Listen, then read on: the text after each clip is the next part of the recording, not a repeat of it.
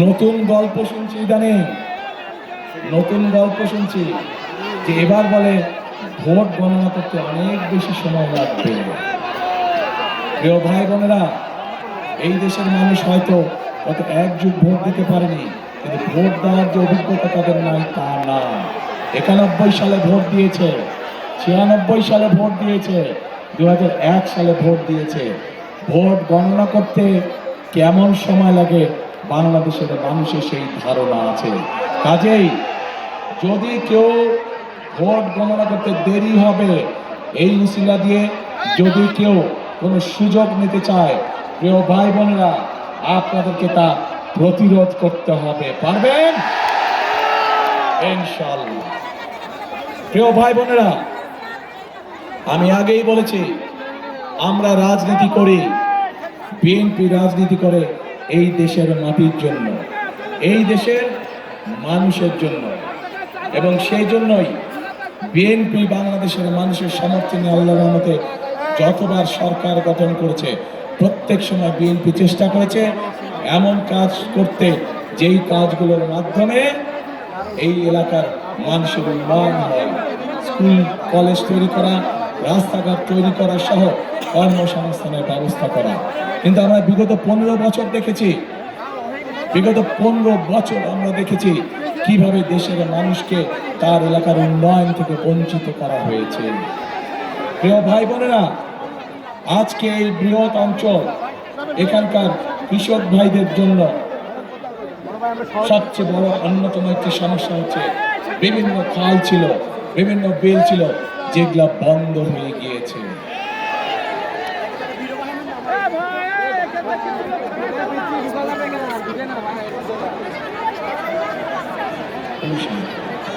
প্রিয় ভাই বোনেরা, আপনাদের নিশ্চয়ই মনে আছে একটি খাল প্রকল্পের কথা, উলসি খাল, মনে আছে? চিনেন?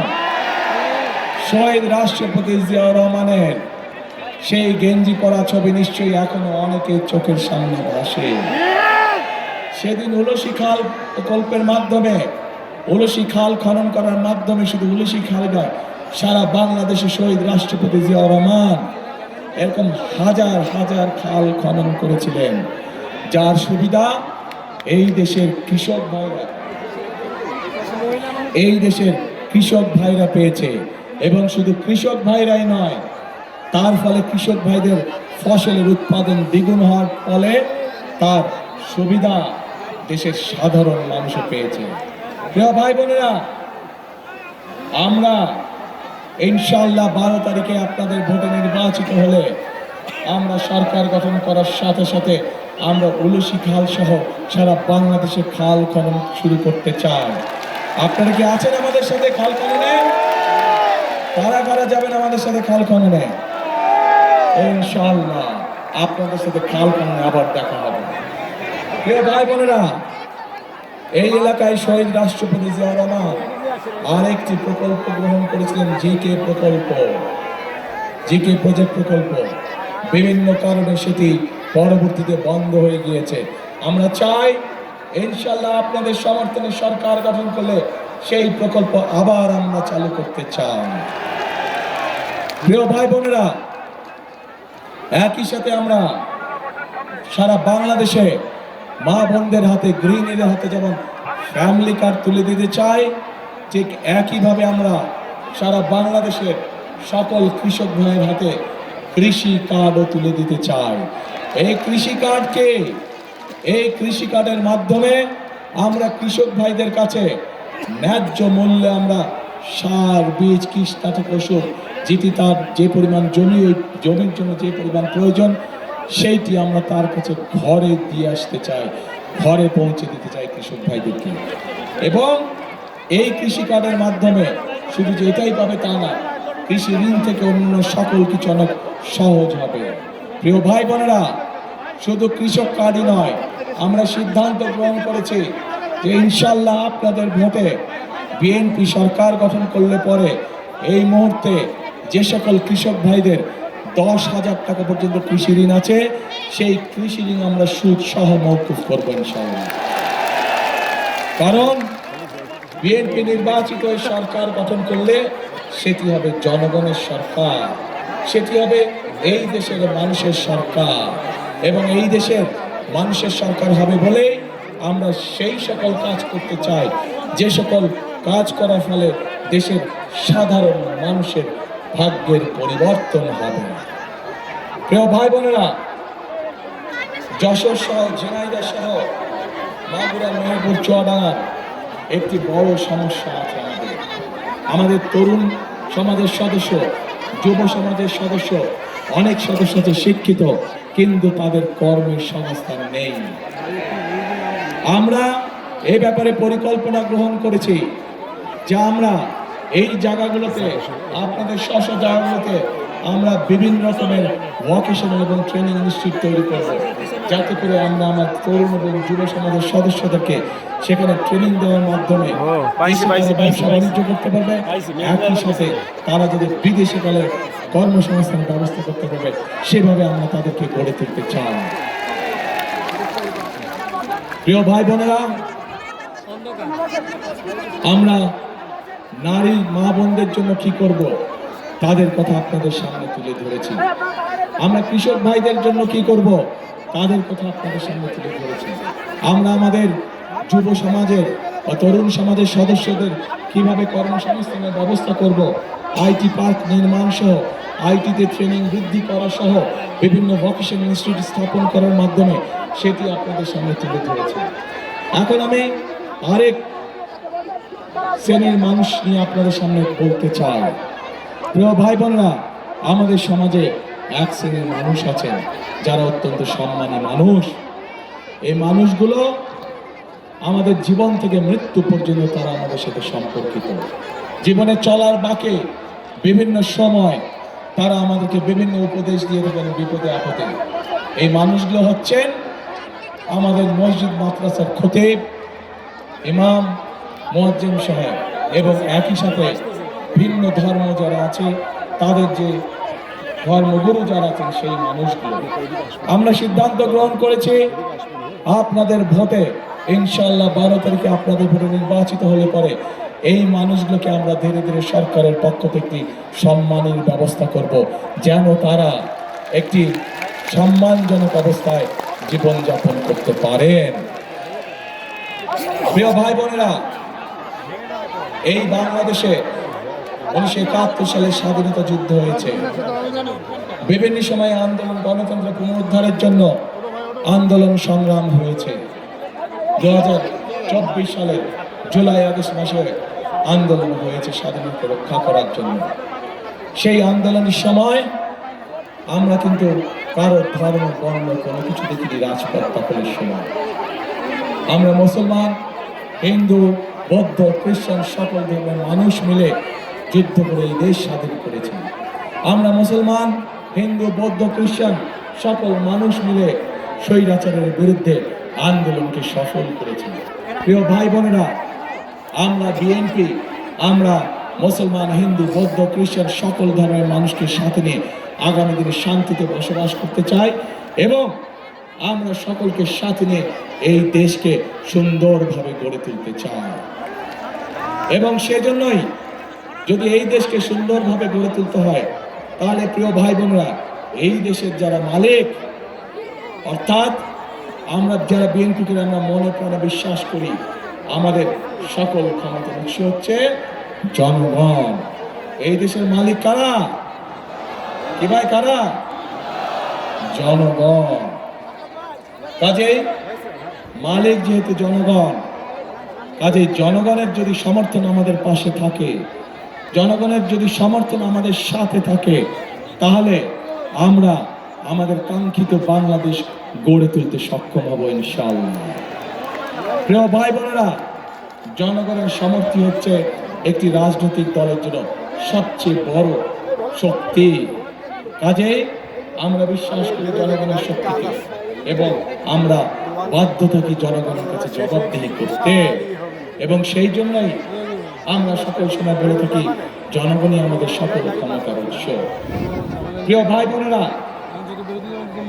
আমি এতক্ষণ বক্তব্যে আপনাদের সামনে আমাদের দলের কিভাবে আমরা দেশকে পুনর্গঠন করতে চাই, সামনের দিকে দেশকে এগিয়ে নিতে চায়, সেই কথাগুলো আপনাদের সামনে তুলে ধরলাম। এখানে যশোর জেলায় যেহেতু অনুষ্ঠানটি অনুষ্ঠিত হচ্ছে, যশোর জেলায় একটি খুব সুন্দর শিল্প আছে। সেই শিল্পটি হচ্ছে ফুল চাষ। এখানে বহু মানুষ আছেন যারা এই ফুল চাষের সাথে জড়িত। প্রিয় ভাই বোনেরা, এই ফুলকে আমরা দেশের সীমানার ভেতরে শুধু রাখতে চাই না, আমরা চাই সেভাবে এই শিল্পকে গড়ে তুলতে, যাতে করে এই শিল্প ইনশাল্লাহ আগামী দিনে গার্মেন্টসের জামা কাপড় যেমন এক্সপোর্ট হয়, আমরা এই ফুল শিল্পকে পৃথিবীর অন্য দেশে এক্সপোর্ট করতে চাই।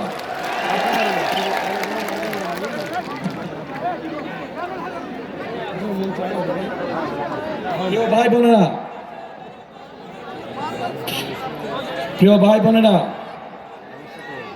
আজকে এই এলাকার আরেকটি শিল্প আছে।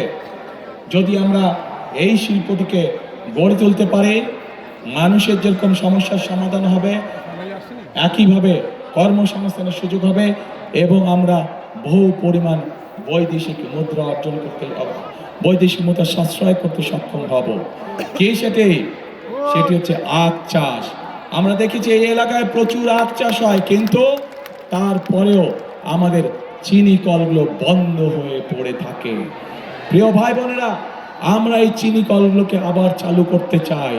চিনি কলগুলো চালু করার মাধ্যমে আমরা যেমন কর্মসংস্থানের ব্যবস্থা করতে চাই, আমরা চাই দেশের বৈদেশিক মুদ্রাকে সাশ্রয় করতে, আমরা চাই এই দেশের মানুষ নিজের উৎপাদিত চিনি এই দেশেই ব্যবহার করতে যাতে সক্ষম হয়।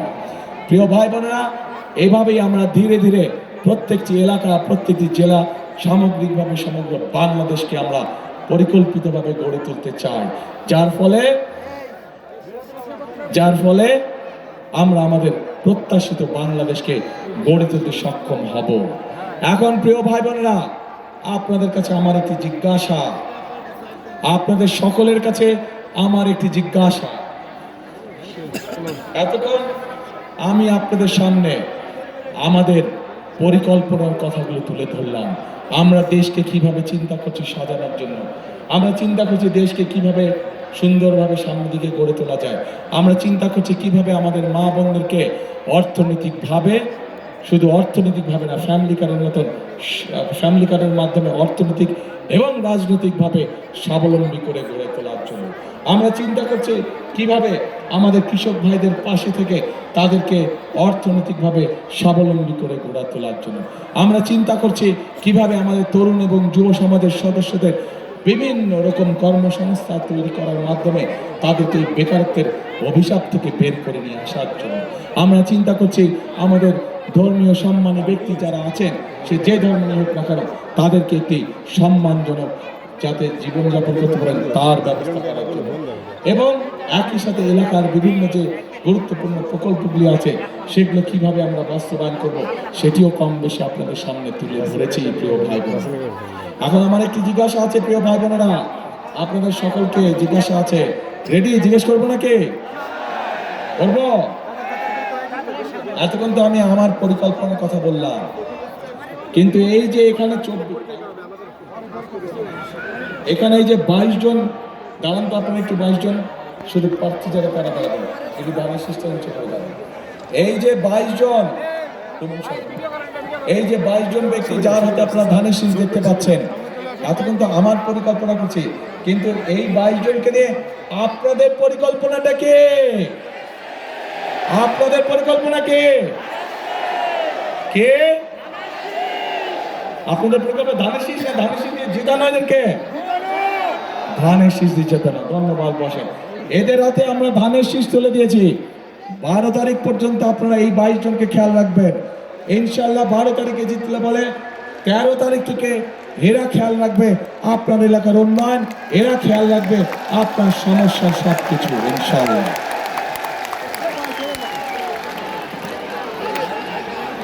প্রিয় ভাই বোনরা, এই যে ভাই তোমরা স্লোগান দিচ্ছ, 1 মিনিট স্লোগান দিয়ে শক্তি শেষ করলে হবে না, এটা 12 তারিখে দেখাতে হবে। এই শক্তি, এই উৎসাহ, এই ঐক্যবদ্ধতা 12 তারিখে ব্যালট পেপারে প্রকাশিত হতে হবে। এবং একই সাথে যারা দেশের মানুষের সামনে মিথ্যে কথা বলে, সকালে একটা বলে বিকালে আরেকটা বলে, এভাবে মিথ্যে কথা বলে, যারা দেশের অর্ধেক মানুষকে অপমানিত করে, তাদের বিরুদ্ধে আপনাদেরকে সজাগ থাকতে হবে। জানেন তো তারা কারা? কারা? হ্যাঁ প্রিয় ভাই বোনেরা, তারা যাদের কাছে গিয়ে বিকাশ নাম্বার চাইছে, এনআইডি নাম্বার চাইছে, সেই সকল মা বোনদেরকে, সেই সকল ভাইদের করবেন ওই দিন পর্যন্তই বিকাশ নাম্বারে হয়তো কিছু পাঠাবে, তারপরে আর খবর রাখবে না তারা। এটাই হচ্ছে তাদের ক্যারেক্টার। আমরা দেখেছি কিভাবে ৭১ সালে দেশের মানুষকে রেখে তারা অন্যদিকে চলে গিয়েছিল এবং তার কারণেই এত লক্ষ লক্ষ মানুষ সেদিন শহীদ হয়েছিল। আমরা দেখেছি যে ৭১ সালে তাদের ভূমিকার কারণে লক্ষ লক্ষ মা বোন তাদের সম্মান হারিয়েছে। অবশ্যই এটাকে বলে কোনো লাভ নেই, এটাই তাদের ক্যারেক্টার।